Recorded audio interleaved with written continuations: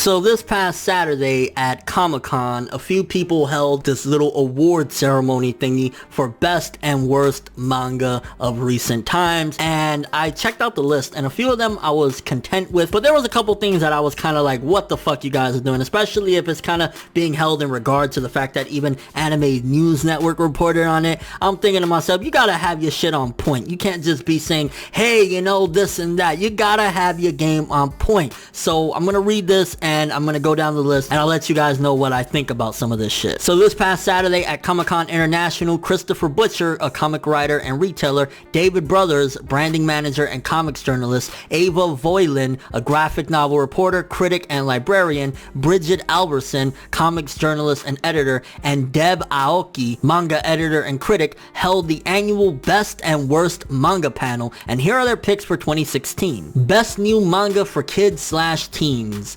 Haikyuu. Okay, yeah, I definitely agree with that. A couple of these titles, to be honest with you, I've never heard of. We got Fuku Fuku Kitten Tales. Never heard of it. Monthly Girls Nozaki-kun. I kind of heard of it, I think. Orange, I've heard some good things about that. Ultraman, I've heard of it, never checked it out. And Honda-kun. So those are the best new manga for kids/teens. Okay, then we got the best new manga for grown-ups. Wandering Island, never heard of it. I Am a Hero, okay, I've read a bit of it, that's pretty dope. Good Night Poom Poom, never heard of it, or I might have, but never really paid attention. Sherlock, I've been wanting to check that out for a while, so I'm glad that, you know, it's getting somewhat praise. And then Cigarette Girl. So those are the best new manga for grown-ups. I wouldn't mind checking out a few of them. Then we got best continuing manga series for kids and teens. One of these, I'm kind of confused, like what the fuck is going on, because, okay, A Silent Voice, Fruits Basket Collector's Edition. So I'm guessing they're referring to the fact that it's the release of it, because Fruits Basket ended a long time ago. I know the author is doing some sort of little spin-off thingy or whatever, supposedly, but I don't think that that's what they're ranking. I think they're just talking about Fruits Basket, which makes no sense because Fruits Basket ended a while ago. Noragami, heard great things. I've seen a couple episodes. Yotsuba and it's just Yotsuba and I guess that's the title. And Your Lie in April. Those are the best continuing manga series for kids/teens. Then we got the best continuing manga series for grown-ups. Tokyo Ghoul, absolutely 100% agree with. Princess Jellyfish, I think that's more so for kids, I want to say. I can't really remember too much about it. Vinland Saga, really good stuff. Inuyashiki, I've never heard of that one, I don't think. And Planetus, never heard of that one either. But these are the best continuing manga series for grown-ups, and I totally agree with Tokyo Ghoul. Y'all know my feelings on Tokyo Ghoul. But this list right here, and one of the main ones that stand out, I think is completely unfair and honestly bullshit. Worst manga for anyone, any age.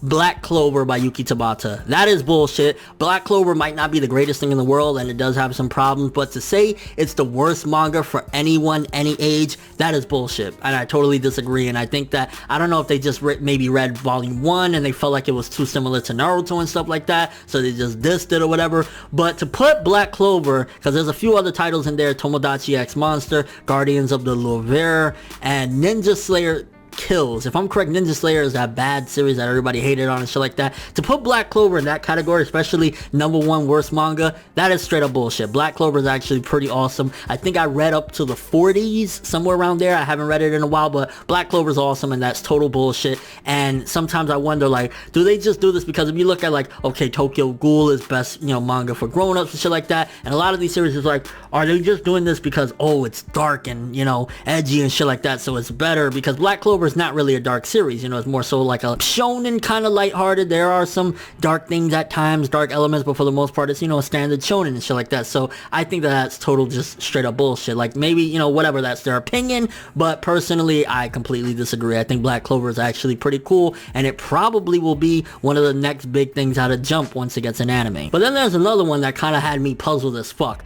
Underrated but great manga, aka under the radar comics worth reading. Yowamushi Pedal. First of all, Yowamushi Pedal is actually pretty popular and a lot of people were talking about the anime especially, but the next one has me scratching my head and kind of makes me question the legitimacy of this entire list. Bleach.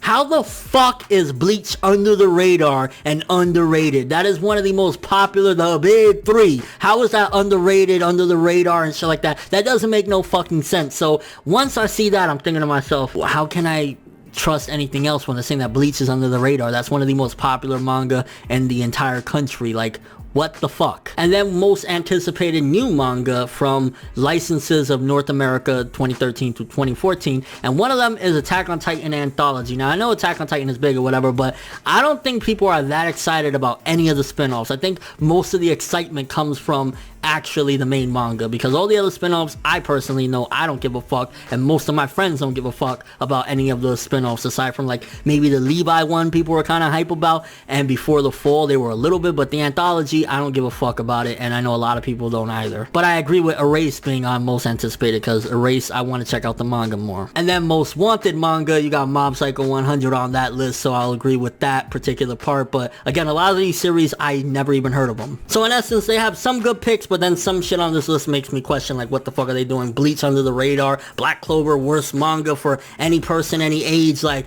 what are you doing? Let me know what you guys think. First of all, do you agree with this list? Do you agree with some of the things that were put on here? Do you think that Black Clover is the worst manga for anybody, any age? Also, do you think that Bleach is under the radar and underrated? And are there any manga that you would say is the best or the worst for the past couple of years? But thanks for watching. Hope you enjoyed. If you liked anything I had to say or enjoyed the video, drop me a like. I'd greatly appreciate it. And if you want more from me, make sure to subscribe. Follow me on Twitter, Instagram, and stalk my Facebook to get more when the video ends. I'm ForneverWorld, and as always, people, have an awesome day.